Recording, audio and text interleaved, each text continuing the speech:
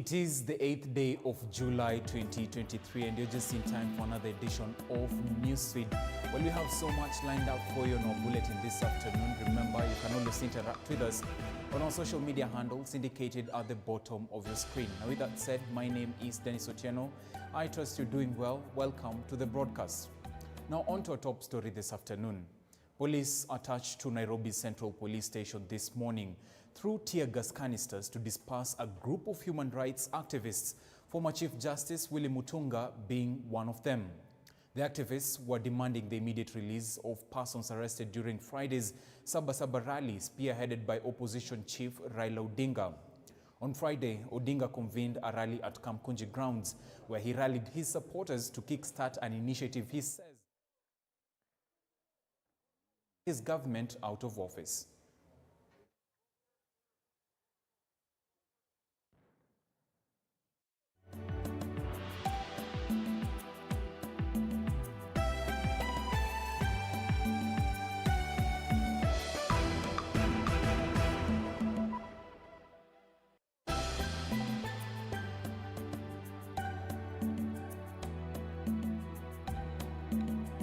Meanwhile, a Kenya bus vehicle was vandalized on Valley Road this morning after the driver allegedly hit a boda rider, which led to his death.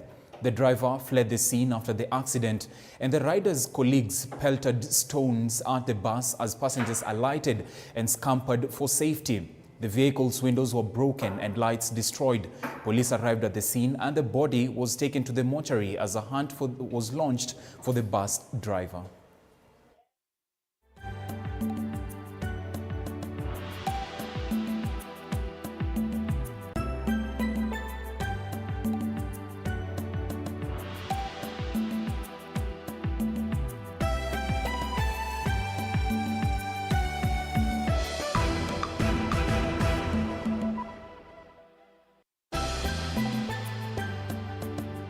Now, proponents of the Swahili language have rallied Kenyans to embrace the East African language and reap from its usage benefits. And our reporter Andrin Kilemi now reports stakeholders have emphasized on the need to teach the language in higher institutions of learning to fast-track its growth across the world. The culmination of this year's celebrations is Sunday, where the Swahili-speaking community will engage in writing, cooking, singing, and dancing competitions. Stakeholders, language enthusiasts and members of the Swahili-speaking community congregated in Mombasa and Nairobi counties to celebrate the rich cultural heritage of Swahili, a language spoken by at least 16 million people from across the globe.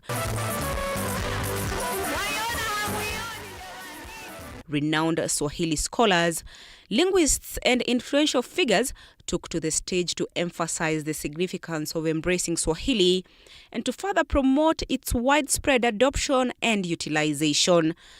Ni sisi ambao tunatayarisha mtaala wa kufunzia wageni Kiswahili, na sio wageni tu ambao wanakuja Kenya, lakini pia wageni ambao wako nje, kwa sababu tukianza kufunza Kiswahili katika mabalozi, na sio kwamba itabidi watu watembee kwenye mabalozi ili kufunzwa, kutakuwa na mafunzo ya kimtandaoni, basi tutakuwa tunachangia katika kueneza mafunzo na uelewa wa Kiswahili. Cabinet Secretary for Tourism, Wildlife and Heritage Penina Malonza, who attended the celebrations in Mombasa, expressed a deep appreciation for the Kiswahili language, recognizing its immense value as a unifying language spoken by millions worldwide. She emphasized the government's commitment to promoting and elevating the status of Kiswahili. Kiswahili pia kinaweza kukuza utangamano wa kutoa lugha ya pamoja inayoweza kutumiwa na watu kutoka mataifa mbalimbali katika eneo hili. Inaweza kusaidia kukuza ushirikiano wa kikanda na pia inaweza kuwawezesha wanabiashara na maendeleo ya kiuchumi. Traditional Swahili dishes prepared with authentic flavors and spices delighted the taste buds of attendees, from aromatic biryanis and pilau rice to mouth-watering samosas and tantalizing seafood. Clothing also played a significant role in the cultural shows, with participants showcasing traditional attire representing various Swahili communities and other cultural groups. Kwambie leo tumefurahi sana.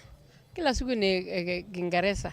Na watu sisi wengi hatukusoma, hasa wao wanatoka pastoralist, wafukaji kama sisi, hawakuenda shule. Na kama leo tumefurahi tunaongea sasa na wakubwa na watu wengine kutoka nchi zingine.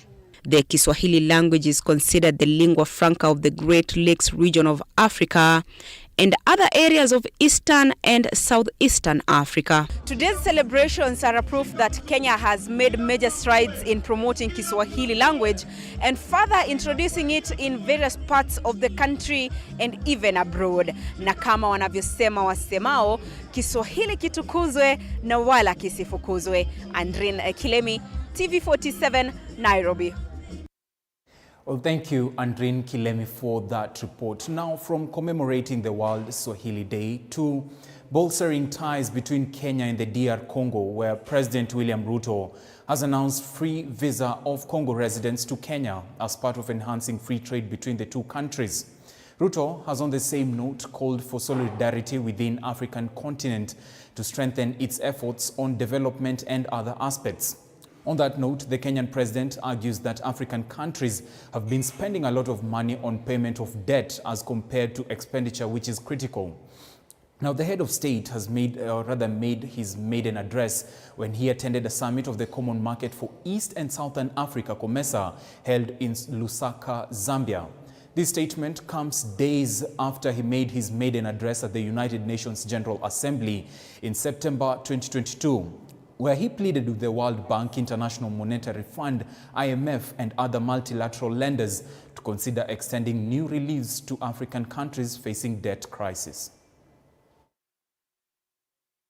We have already made the decision as the government of Kenya that for you people from Congo, Brazzaville, from tomorrow, you will not need any visa to come to Kenya. It is part of the reason that we'll begin to increase trade between our countries. When people move, ideas move. Relationships are built. Business is built. Enterprise is built. Trade is built. African countries are spending more on debt service than any other expenditure, including public services, including health, including education, including provision of water. We have reached the point where debt and well-being are mutually exclusive. And this is a matter of fundamental justice. These economic and financial challenges associated with climate change keep pushing African governments into greater macroeconomic instability and closer to debt distress. We also need to facilitate trade by making it possible for business people to be able to transact their goods, their services, without the unnecessary complications in changing currencies. That is why we want the Pan-African payment system that is going to assist African business people to be able to trade and move goods and services better. Meanwhile, speakers at a UDA membership recruitment drive at Mosocho in Kitutu Chache South constituency of Kisii County chose to focus on recent judicial pronouncements and protests by the opposition. The party Secretary General Cleophas Malala gave an explanation on the impending party recruitment and election of officials and appeared to express concern over some court orders and accused opposition leader Raila Odinga for leading protests which were counterproductive. But National Assembly Chief Whip Silvanus Osoro claimed the courts will soon vindicate the parliament for crafting the Finance Bill 2023 since the correct procedures were followed. He, however, told the judiciary to respect the executive to reciprocate enhanced budgetary allocation awarded. Tafadhali mujiunge na chama tawala, mupatie rais wetu nguvu, so that kama tuna kitu inaitwa political tranquility in this country, then rais wetu ataconcentrate kufanya maendeleo. Na hii chama hatutaki iwe chama kama ingine, ati kila mali hakuna uongozi mzuri. Tumesema tunataka viongozi wa chama cha UDA wachaguliwe na wananchi, isiwe viongozi ambao wanaekelewa mkono. Kila wakati mkiniona nikizungumza kule, hata kwa runinga nikisema bwana rais, bei ya unga iko juu kidogo, nyinyi msikasirike, wacha arudishe chini. UDA itakuwa nini? Popular. Mimi niko kwenye ile kamati ya bipartisan talks. Kamati ya bipartisan talks, jinsi mnavyojua, mimi ndiye kijana peke yake, mimi ndiye mwakilishi kutoka Nyanza na haswa mwakilishi kutoka Kisii. Kwa nafasi hiyo, ninawashukuru viongozi ambao wamekuwa wakitupa nafasi ya kuendelea kufanya kazi. Sisi kama viongozi wa sehemu hii ya Kisii, we want to support the government of the day. Liwe liwalo, juu chini, kulia kushoto, sisi tutasupport serikali ambayo iliyoko. Maandamano hatutaki, na sisi kama Wakisii hatuna muda ya kwenda kufanya maandamano. Elsewhere, Mbeere North Member of Parliament Geoffrey Ruku is now asking the Speaker of the National Assembly to fast-track the debate meant to regulate demonstrations in the country. This comes after Azimio-led protests across various towns yesterday.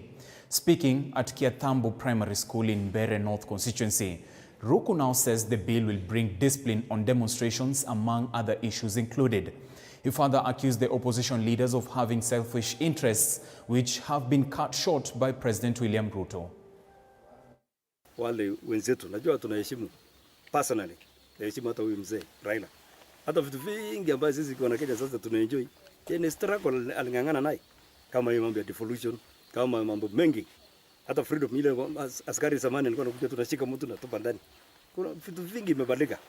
Lakini ndio tunataka kusema kwamba wacha tumie hii wakati wake kama statement ile ambayo kila mtu anamheshimu.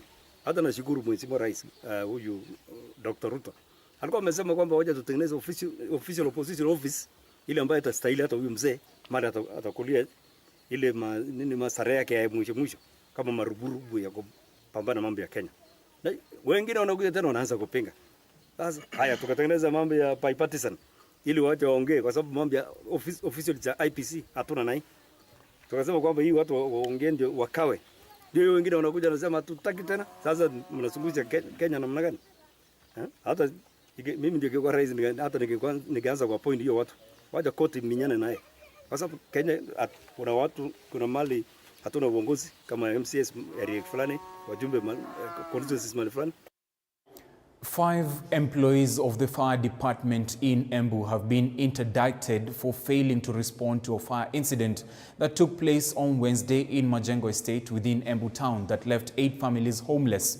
Among those interdicted include the Director for Disaster and Emergency Services and the firemen who are on duty on the material day pending investigations on the alleged misconduct. This, according to Governor Cecily Mbarire.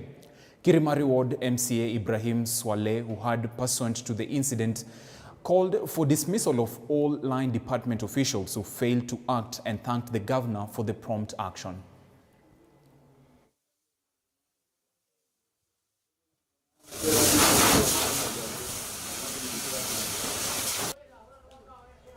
I sincerely want to apologize to the people of Majengo because one, our department, fire department, did not respond at all to the fire. I have since instructed that the Director for Emergency, Disaster and Emergency Services be sent on compulsory leave pending investigations, a show cause letter to show why he should not be disciplined because he didn't take action, he was not even in the county. 3, the firemen themselves who were on duty have also gotten a show cause letter because they did not respond as they should have. Kwa hivyo ni vizuri wajue lazima wabadilike kulingana na serikali ambayo imebadilika. Na nashukuru sana governor for taking the action, na tutaendelea kusupport. Wakati serikali inafanya jambo lizuri tutasema wamefanya vizuri, na wakati kutakuwa na shida tutasema kuna shida, na tunaendelea tunataka kuomba uchunguzi uendelee. Now, from the probe of the Inferno in Embu County, we shift focus to bolstering, or rather improving healthcare in the Western region, where Bungoma County First Lady Dr. Margaret Lusaka has launched an initiative to attract pregnant women to deliver from hospitals as a way of curbing child mortality rate, saying that the mortality rate increased due to lack of information for many residents. Speaking after distributing clothing materials and foodstuffs to infants at Webuye District Hospital in Bungoma, the First Lady said that they will ensure that all women deliver from hospitals to reduce the death rates. According to the Ministry of Health, in 2022, Bungoma County recorded mortality rates of 32 per 1,000 newborn babies. Support. We are doing this deliberately so that it's an incentive. Mama anajua at least hata nikienda bila chochote, nikitoka mtoto wangu atakuwa amevaa nguo. Pia we are encourage nutrition. So wakiwa hapa hiyo masomo ya nutrition kutoka kwa madaktari ni wataalamu, watoto wetu wataweza kupata, mama wataweza kulisha watoto vizuri, hiyo lishe bora, so that we have healthy children, so that we minimize deaths below 5 years. Kitu tu ningependa kuhimiza ni mama, tafadhali kujeni mzalie hospitali, kwa sababu hao wataalamu wako wanawangojea. Serikali imehakikisha kwamba the facilities are good for delivering our babies. Serikali has an intention kwamba hakuna fatalities, we reduce the mortality rates. For us, any effort that will help mother to live in the hospital is welcome. And thank you so much, our First Lady, for this great initiative. As also we had tried to start this initiative of giving our mothers Mama Pack. We had some challenge. So I want to thank our First Lady for coming in to ensure that our mothers are encouraged to deliver from the hospital. Sikuwa na otherwise, lakini amewainua, amewasaidia, amewavalisha, wako smart. Naimiza wengine wakuje wabarikiwe na wasikae kwa manyumba, wakuje waangaliwe kwa kliniki, walelewe vizuri, ama daktari wanatusaidia kabisa. The government will now construct and operationalize a divisional police headquarters at Ngoingwa village in Thika, Kiambu County, to bolster peaceful coexistence among locals. Speaking on Saturday morning during a food distribution rations to hunger-stricken locals, Thika Town Member of Parliament Alice Ng'ang'a has said that the construction process will begin in 2 months after land was secured for the project. Ng'ang'a revealed that following the intervention of local authorities, including village elders, 1.5 acres of land has been secured and will be processed to facilitate the construction of police headquarters. The piece of land will be used for the construction of the police structures, while a section of it will see a market constructed in the village to facilitate smooth business operations. Kwa miaka mingi na kulingana na vile mheshimiwa wetu amekuja ametupatia chakula na tumesema asante, na akipata ingine atuletee. Mambo ya security hapa sio mzuri kwa sababu ile polisi iko hapa ni ndogo na population ya Ngoingwa inaongezeka. Kwa hivyo tunahitaji polisi kubwa, station kubwa. Tumefurahi sana na tukiomba mheshimiwa hapo amesema atatujengea polisi. Atusaidia kutujengea kila sibidi tu standard 1 na 2, kwa maana watoto wakienda pale shule wanagongwa labda ni gari. Kwa hivyo akitujengea hapa tukifurahia kama sisi wakaiwa Ngoingwa. Itasaidia kwa sababu hata hiyo security, unajua sasa hatuna polisi wengi kwa sababu the post is very small. Kaposi ni kadogo. Sasa tuwataleta askari wengi. Yeah. I want to say that the last time I was the Member of Parliament here, I had allocated money to go and build a divisional headquarters. And the population of Ngoingwa has grown up tremendously. So what I am saying right now, we have agreed with the elders and the DCC that now they have a land of 1.5 acres.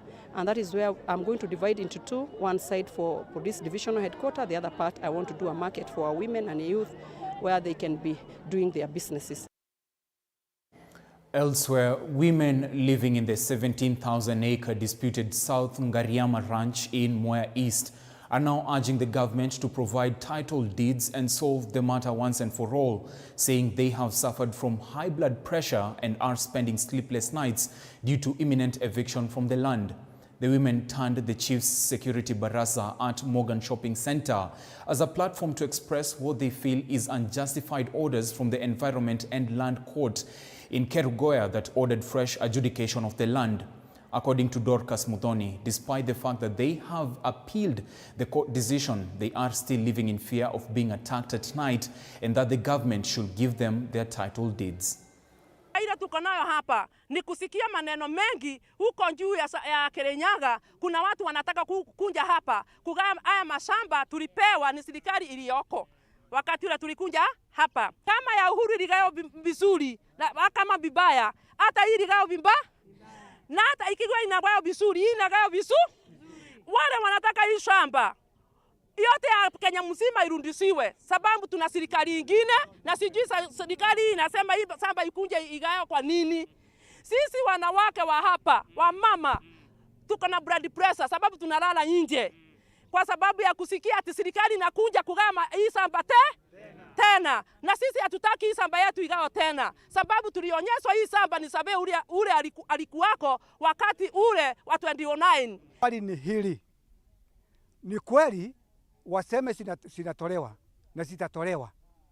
Tukaona uhakikisha gani taito yangu ama ya yule mwananchi nimeleta hapa nikiwa kiongozi wa Mihiriga ama atapata haki yake asamba ya eka 3. Hakuna adjudication iko chama ile imechagua kutoka kwa wale wenye samba. Hakuna mtu wetu ambaye akuko kwa hiyo kamati. Ninajua na mwana gani yule nilileta atapata haki ya eka 3.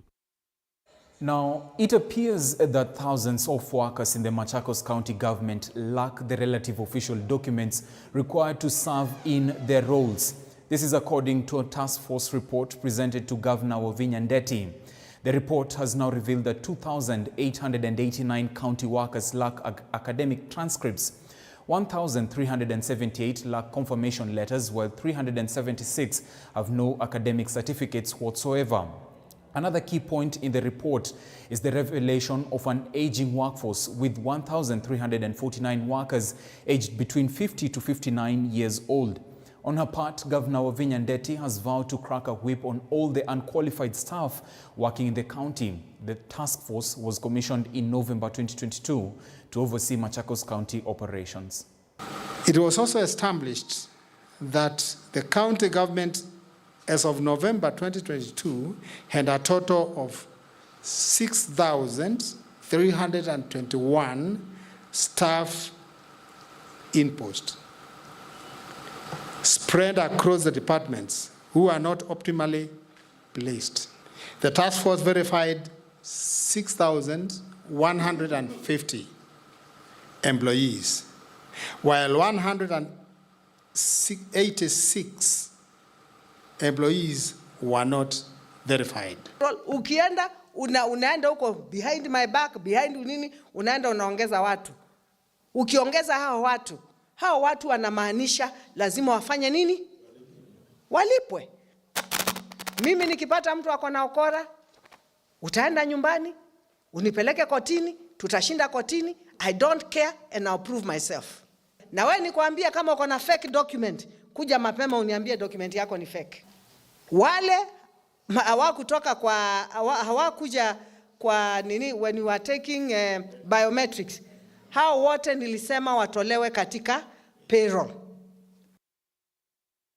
Meanwhile, farmers in Vihiga County have called upon the government to enhance the supply of drought-resistant crop varieties in the region to ensure that there is a constant food supply even in seasons of prolonged drought.